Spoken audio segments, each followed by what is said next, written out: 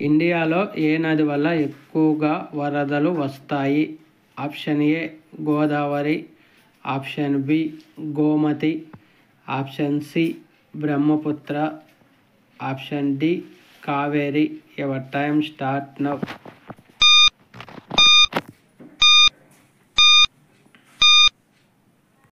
Answer option C Brahmaputra. భారతదేశంలో టేకు కలపను అత్యధికంగా పండించే రాష్ట్రం ఏది? Option A Madhya Pradesh, option B Bihar, option C Andhra Pradesh, option D West Bengal. Your time start now.